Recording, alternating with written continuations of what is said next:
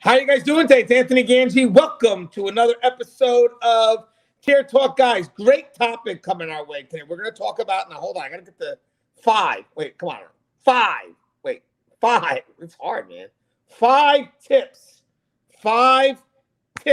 for correctional staff that will help them talk to an inmate. I believe this is going to be a very good discussion here. We got the 5 tips laid out. I believe if you guys would like to use this for a training video, I think this would be one of those videos that would be good for that. But before we get into the discussion and before we introduce Russ, who we already know, let me just go over our sponsors. We have American Military University. If you guys are looking for higher education, a good online college, please check out American Military University. They are very supportive of corrections, and they're also very supportive of what we do on Tier Talk. We also have Guardian RFID. So let's see, from inmate tracking and cell checks to cloud-based business and artificial intelligence, Guardian RFID digitally transforms jails, prisons, and juvenile detention facilities of every size. Visit guardianrfid.com for more information. And we also have Shea. Now, guys, listen to the spelling of this. CEIA. Shea USA. CEIA. We have, let's see, SEIA is the world's leading weapon, cell phone, and contraband detection system manufacturer for corrections. So your metal detectors, your wands. For more information, contact Joe Vasquez at 440-561-7615. He's a subject matter expert. He's passionate about our industry, and he will take good care of you. And guys, link to Inmate Manipulation Decoded is in the description. I am working on another book right now. It is called The Correctional Daily Reader. It will be out sometime next year. By the way, when we get closer to the end of this year, I'm going to start looking to put the cover together. It's going to have me in the cover, but it's going to be in front of a prison or a jail. And I'm hoping to see if somebody may want to send me some ideas of what prison or jail we would like to have that at. Hey, Russ, you mind introducing yourself to our audience, please? Of course not. My name's Russ Hamilton. I am a former and retired sergeant from California Department of Corrections and Rehabilitation.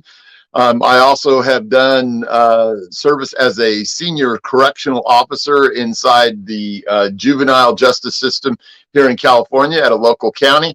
And I now work in reentry and rehabilitation for a local probation department and as the case manager at a county jail for a private contractor.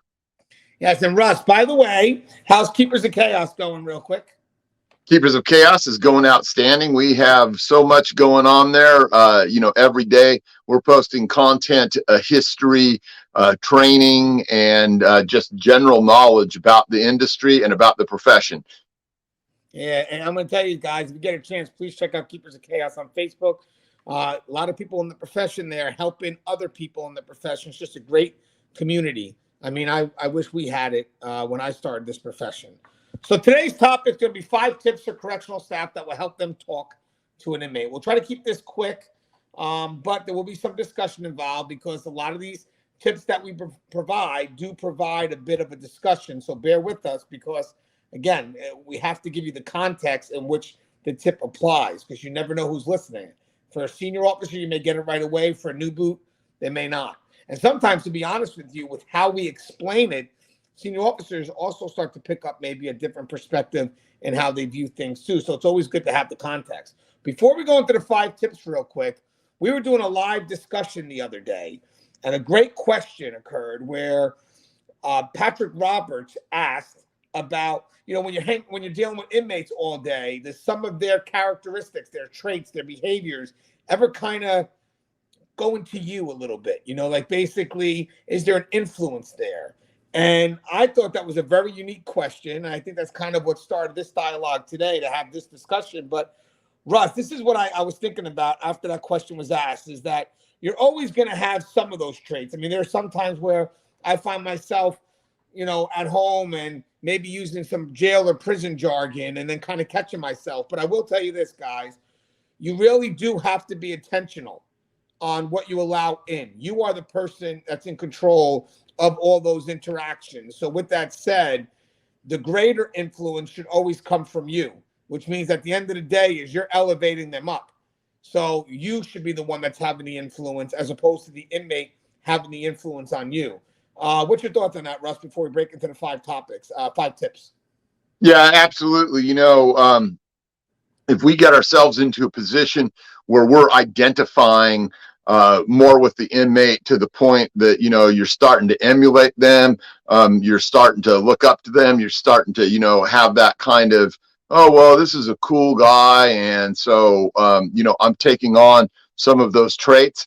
That's a good sign that you're probably in a position where it's possible to manipulate you. It might be a facet of your personality. It might be a facet of that inmate's personality to get people to be able to bite into that. But it's a good red flag for you to say, hey, wait a minute. I need to take this in a different direction. I need to be the one who is, taking lead in the interactions and, not just letting things devolve down to that least common denominator, which is where those inmates are. I mean, it's all about, that whole antisocial personality that they have, which is, and I mean it in the clinical sense, that anti-personality where they are involved in crimes. So you have to be careful not to get dragged into that.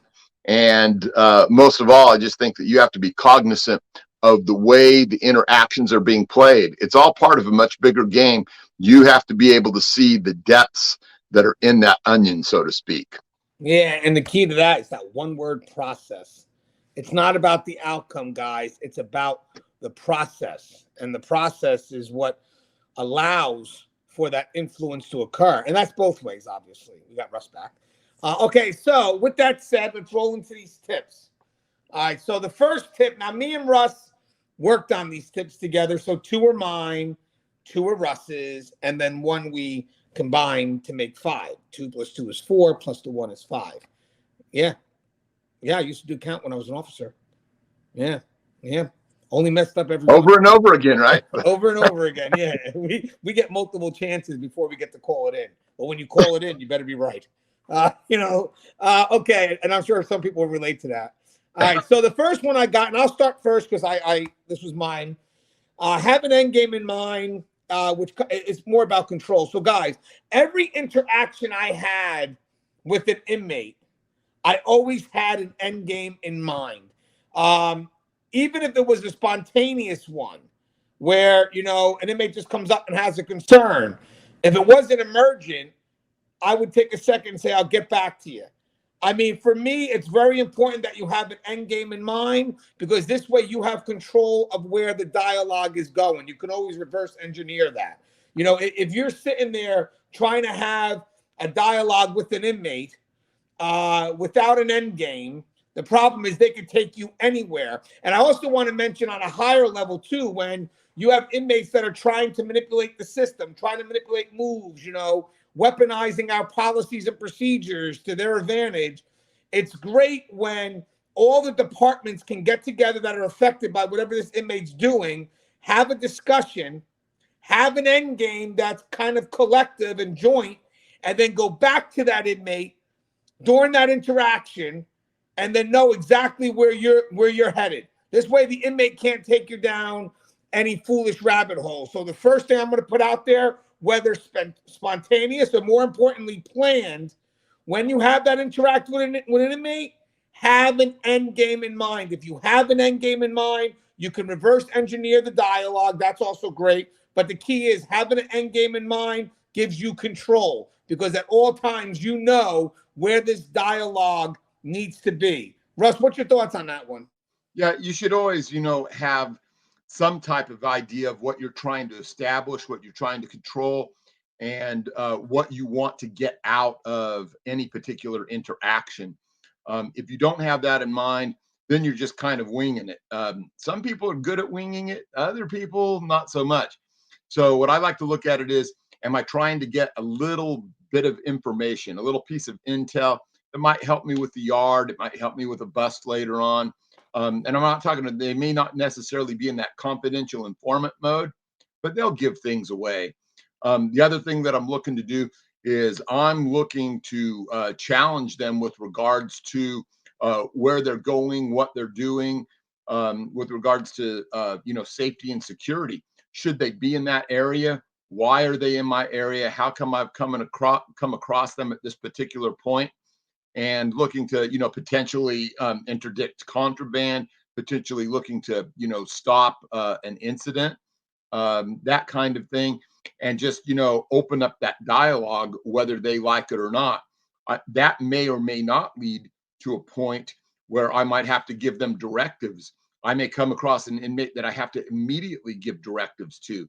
So there's basically these issues of the types of interaction that you're having, the types of questions that you're asking, the type of commands that you're giving, the type of directives that you're issuing to the inmate, and what it is that you're seeking to accomplish at that point. Yeah, and guys, real quick before we move to tip number 2, that's why I'm not a real big fan of small talk. I feel that when it comes to small talking with the inmate, you wind up answering more questions than they do. And the other concern is, where's the end game? Where's this all going? Like, I mean, we're having this dialogue, and I just want to know, where's this all going? So having said that, I think one of the best advice right here, tip number 1, is have an end game. Go into every interaction with an end game. That's a purpose, and that keeps you steady. No matter where they try to take you, you're going to feel it the moment it takes you off the path that you need to get to, or the path that you need to stay on to get to that point that you're trying to get to. So I think number 1 is good. Have an end game in mind, and again, with the end game comes control. All right, Russ, this is your tip. Try and keep the questions one-directional. Okay, so what inmates will do to take you out of your element and off your game, especially if you don't have a lot of practice talking to them and a lot of practice steering and directing and moving the questions and the conversation where you want to go, they'll be the one asking you questions, nonsense stuff, about, the program tomorrow, or what's for dinner tonight, or here's the big one. A lot of people will recognize this and they'll go, oh, yeah, I never realized that before. What time is it, officer? What time is it, sergeant? So to some extent, they are going to have a chance in an interaction to, actually ask questions, but you need to be the one dominating that. And most importantly, not only do you need to be dominating that, you need to be thinking in your own mind what kind of questions you're going to ask. There's a time and a place, especially if you're questioning someone, like, say, about a crime, or you're trying to get some serious intel, that you ask open-ended questions that don't have an obvious yes or no answer to them. But there's another time where you need to put them in a box and bottle them up and shut down what it is that they're trying to do, where you just need to ask those closed questions, that yes or no, or those one words, where do you live? And I have it happen all the time. These guys, where do you live? And they'll say, well, I'm going to medical right now. Yeah. See, you've just lost control of that unless you get right back on that.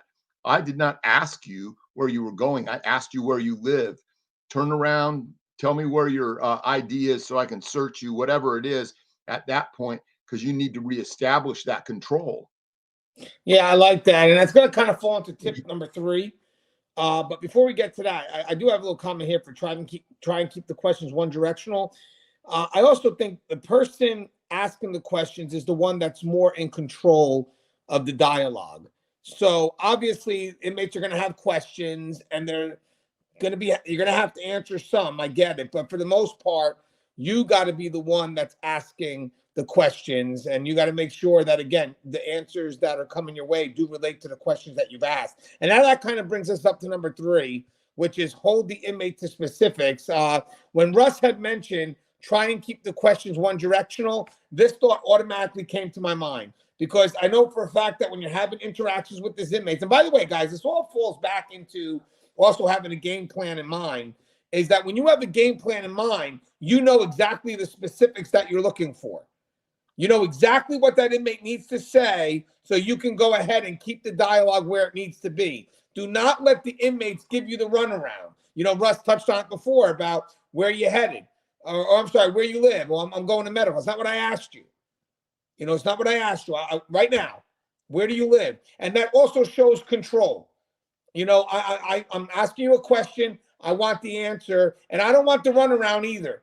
I asked you a question that was a yes or no, and you've given me 5 paragraphs that never once said yes or no. You literally told me everything else in the book, but you still have yet to answer my question. And the funny thing is, guys, people sometimes they'll ask a yes or no question, and then they'll accept the response that doesn't have a yes or a no in it. Which to me is mind boggling. It's like, okay, you're done? Yeah, because you didn't answer yes or no. I asked you yes or no, you never got to it. So also, inmates tend to lie in generalities. Like, oh, I'm in fear of who? Everyone. No, you got to tell me who. Give me names. When were you threatened? Who threatened you? What time did it happen? I mean, the key here is the more you hold people to specifics first, the more informed you are if you have to commit to an action. But plus, it makes it harder for them to develop their story if they're going to be lying. The more specifics they got to create, and if they're lying, it's just on top of, and then you can challenge it specifically. But if you allow the inmate to talk in generalities, guys, it's harder for you to challenge. That's why our job is, if they ever introduce something in general, we pull back and go right back into something specific. We do not allow a general answer to hang in limbo. We have to filter it down to be as specific as possible, because don't forget, our actions, our justification is truly related to the specifics that we get. If someone was to ever ask you, why did you do what you did? You're going to have to be able to explain to them specifically, every step of the way, exactly why you did what you did. So if you're not holding those inmates to specifics and you're making moves later on, you're not going to be able to explain your position. Russ, what's your thoughts on holding the inmates to specifics? Yeah, it's nailing those things down around the corners before they have a chance to, expand that story into the monstrosity that they'll almost always do. And what I personally have referred to it over the years is circle talking. They will never, acknowledge your direct point if they can get around it, especially if they're up to no good. They're trying to go somewhere that they're not supposed to be. Potentially, they have, they have some sort of contraband on them, or they're putting themselves in a position where maybe they're going to carry out an attack, or maybe they're going to facilitate the passing of some contraband drugs, that kind of thing. So that's why you want to be professional about the way you do this, and put them in that position of verbal disadvantage where they can't just go changing their story now, and later on that can look really important depending on how the final nature of this interaction ends. Yes. And guys, now the fourth tip is something that me and Russ did together, and the fifth tip will be Russ's. So Russ has a great final tip that I thought would be a great way to round out the discussion. But this one is called giving them expectations. That's number 4. Now, here's what I mean by that: is that when I've had interactions with inmates, I always made it known to them that I have levels of expectations that I expect them to meet. And some of them actually do want to meet those expectations. And some of them are just going to fail by the wayside. But I think by giving them expectations, this was a great way for the inmates to understand what it is that I expect from them.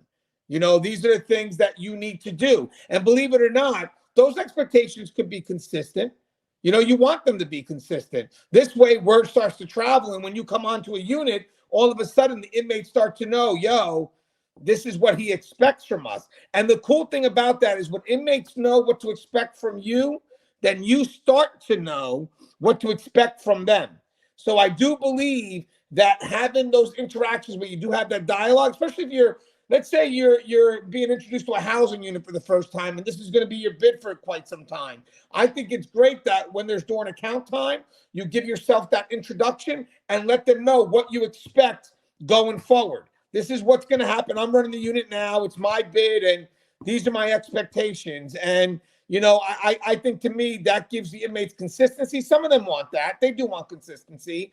But for the most part, expectations, you got to have that somewhere along the line during those interactions. So, again, the inmate knows that this is what you're going to tolerate and what you're not going to tolerate. Russ, what's your thoughts on giving them expectations? Yeah, you should put yourself in a position where the dialogue is not, the dialogue is similar, but the way you approach the situation is similar each time. You don't want to let inmates get into the idea that they can test you. You don't want to let them get into the idea that they can get close to you in a physical manner. You want to carry these things out in a manner so that they know and that they stop testing you and that they move on trying to test someone else. So, yeah, that level of consistency and the same expectations pretty much every time.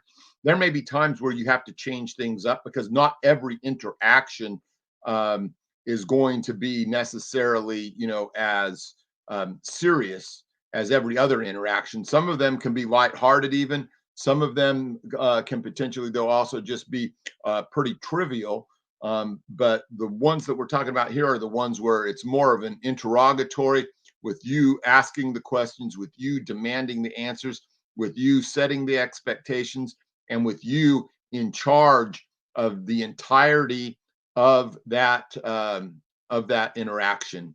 Potentially, I didn't want to use this word necessarily from the start, but at that point, there are many times where these can turn into confrontations. So you have to beware, because they don't like to be questioned. They don't like to be held accountable. They don't like to give up whatever game is happening at that moment. Yeah, and guys, that is spot on. And again, it kind of all falls into having that end game, having that level of control, holding them to specifics.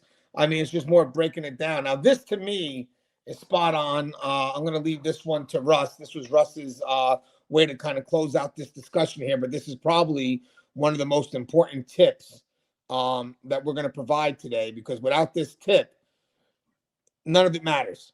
You can't have control, can't have an end game unless this tip right here is in play, and that's maintain a tactical advantage. Go ahead, Russ. What's that about? Okay, so this is one of those that there's actually a lot to it, and yet it's simple. I've done some things before in the past about talking about keeping that tactical gap. I know, for instance, Steve Larson's big about talking about that. But the main thing that I want to go into is the overall tactics, because there's many times where you might come across an inmate and something isn't quite right. Maybe they're not quite giving you the answers that they should. Maybe initially you were just going to ask a simple question, and that put them in a position where they either became defensive, evasive, they started looking around, and you knew that potentially something else was up. This is where we earn the big money for being able to have those gut feelings that we know that something is amiss at this moment. So that's when we have to take, control of the situation. We maintain that tactical gap, that tactical advantage, and having a little bit of space between us. Probably the next thing we want to do is, I always ask them, who are you? What's your name? And that gives me a chance to later on, if they give me something that's wrong, be able to point that out in my report before I ever take their ID. And then usually I move from that into a position where, okay, well, do you have your ID on you? And a lot of times they say yes, especially if it's on the up and up. And they may start to reach for it or something. No, no, that's okay. Just tell me where it is. Right. I'm gonna take it out of your pocket. Then I put them in a position of disadvantage, whatever my go-to search pattern is, and I'm gonna search them, but I'm not searching for the ID. I'm searching for other things that can hurt me. They've told me where that ID is, hopefully, and then I'm gonna carefully extract it. I'm gonna move back away from them. I'm gonna continue to keep them, in that spacing away from me. And you know what? If I have a table or I have a curb or something like that where I can have them sit down, if I don't think it's going to that level yet, I might have them do that. If I feel it's going to that level, if I feel that they're drunk, or I feel that they're high, or I feel that they might have some more serious contraband on them, I might take that moment to actually cuff them. But this is the point at which, I retrieve that ID. Now we start having that discussion. Now they don't like the fact that I actually know who they are, that I actually know what their number is. If they've lied to me at this point, there's something else going on, something else on that yard. Maybe they're not supposed to be out there. Maybe that's not even their unit. Maybe they've made it past a level of security. And this is important, and this is key, because these are the interactions that start to get a little bit dicey and a little bit dangerous. But because you've maintained that tactical distancing, because you've put them in a tactical disadvantage by sitting them down, maybe kneeling them down, maybe putting them in handcuffs, maybe getting the attention of a tower, getting a cover officer over there. We want to make sure that this is the point at which we really get fussy about what we're doing. Like I said before, going back to that ID, the reason that we don't want them to grab that ID and hand it to us is for that reason that they can go into their pocket, any pocket where that ID is or isn't, and pull out something else.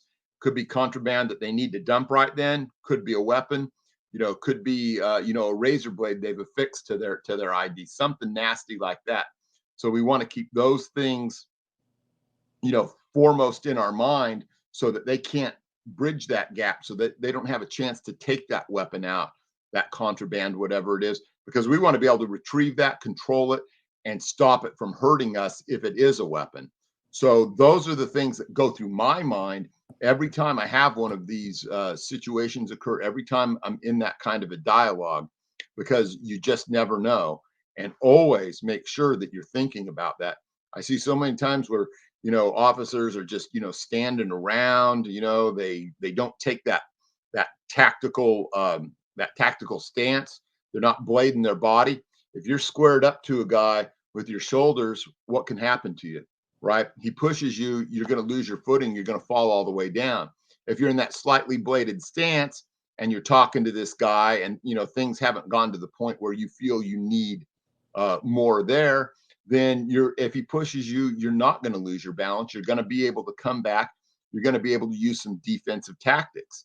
So those, are key. And these are the interactions that we have all the time, and you should be practicing what you're doing no matter what you feel about the inmate that you're doing this to, because that's the time where you start to progress and you start to get into good habits. And like I always do, when I'm talking to these guys and I've got that bladed stance and I start using my hands, so I have a reason to keep them up. We're not boxing, right? But my hands are up and I'm explaining things to them and I'm using hand gestures, and I can block, parry, grab, and strike just by having that out there. So those are the tactical things you should be thinking about, and work them to your advantage. Develop a routine that works for you, and develop those verbal skills with talking to these guys, and just be able to, have communication that goes both ways, but mostly one way, mostly toward them. And they should be answering you back. And guys, everything we just said is intentional. This just means that this is something you have to work on every day, because the moment you stop working on it, it goes back to falling into possible complacency. This is intentional. Russ's end part of it all, the maintaining the tactical. If you're not intentional with that, you are going to start falling into the, maybe a little bit more closer than you should be with the inmate, hands in your pockets, whatever it is. The point is, you have to be intentional every day, coming up with an end game. That's intentional. Holding the inmate to specifics. That's intentional, right, Russ? Yeah, it's a perishable skill, just like out there on range day. If you're not out there shooting once or twice a week or whatever, and maybe you're only qualifying every third month or something like that, your skills with those weapons and stuff go way down, because those skills, they're perishable. They're things that you have to practice. They're things that you have to be on top of each and every day. The same thing goes with talking to people, talking to inmates, and being able to impress upon them what they need to do with the information that they need to be able to come up with, to tell you, where they live, what they're doing, whatever it is. So, be out there, be active, and practice those things. And you will be surprised at how that puts you in a position to make a difference time and time again, getting little pieces of information, seeing the look on their faces, reading the body language, and just in general being out there, because that's part of being proactive and preventative. Yeah. Now, guys, before we come to a close, we get our final thoughts. On March 13th, in my daily reader, I have a correctional daily reader coming out. I have a subtitle called "Think with the End Game in Mind." I have my quote, which is the main quote, but then, believe it or not, Russ, you are the supporting 2-sentence quote on the bottom. So I just want to read it to everybody. If you have no end game in mind, no destination to pursue, it will be impossible to determine if you are on the right track. In corrections at every level, staff, supervisors, managers, we all need an end game. a defined purpose, a vision. On a more immediate level, having an end game will help staff to better the effectiveness of a possible decision that needs to be made when dealing with an emergent situation. Basically, by having a destination, they can reverse engineer the process by giving staff a target to pursue that will ultimately place them on the right course to pursue it. With an end game in mind, staff can build confidence by understanding the journey within the context of the end result. Basically, once staff knows and understands where they are headed, they can move forward with purpose, commitment, and drive. Now, with all that being said, be mindful. On a higher level, the end game may never be reached, but it provides staff with a direction to pursue, and on another note, a filter that will help guide them through their decision-making process. Let's be honest. In corrections, if you don't have an end game, you'll find yourself lost even within the routine assignments like interactions, searches, transports. I remember a LT who told me, you will never truly understand where you are in the moment unless you know where you want to be in the future.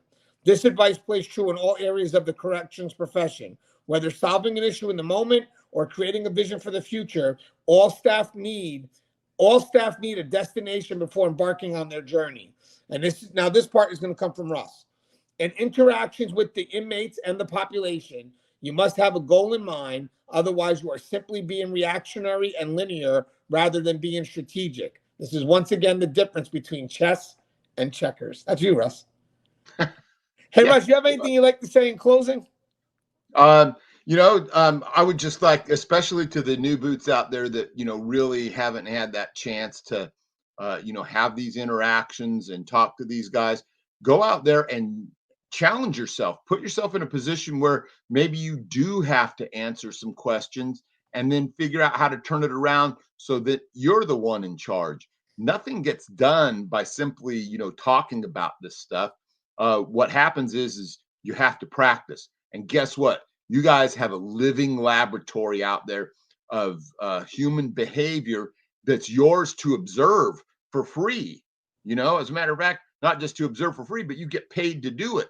You ought to be out there leveraging those laboratory results and learning everything you can and figuring out just how you can find the cracks in these features and stuff to go out there and make those busts and remove those weapons and take those drugs off the yard and validate those gang members and all those other high-end things, rather than just sit back and say, yeah, I checked off all the boxes today. Yep. And guys, this is where I always tell people, guys, this is intentional, like I mentioned, but this is where your growth is. This is where you actually know if you're also able to have that control, because everything we said is not easy. It's not. But you also have to realize your perception of authority isn't passive. You have to be intentional with your perception of authority. So you have to go in and do these things. And if you find that you can't go in and control the dialogue, maintain tactical distance, you gotta ask yourself, is this for you? Because authority is not passive. It's intentional, and it comes across in your actions every day, how you interact with that population every day. Every day. It has to. Because the moment you're not there 100%, they are. Because they're waiting for you, guys. You got to realize something. That's another thing, guys. They're waiting for you to have that vulnerability. That's why you can't slip up, ever.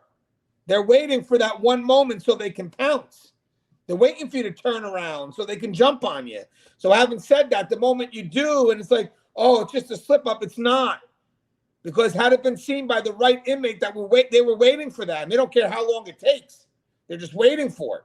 So every day you go into work, intentional. Think the word intentional. Make that the word of the day. Intentional every day. What does that mean to you? It means I have to be intentional with everything I do. That should be the word that defines us in corrections, because for me, intentional is the opposite of complacency. Complacency is more passive. As always, guys, the show is Can't. If you haven't, please subscribe, interact, engage, comment, hit that bell. Bell's going to notify you every time I post up a video. Stay safe.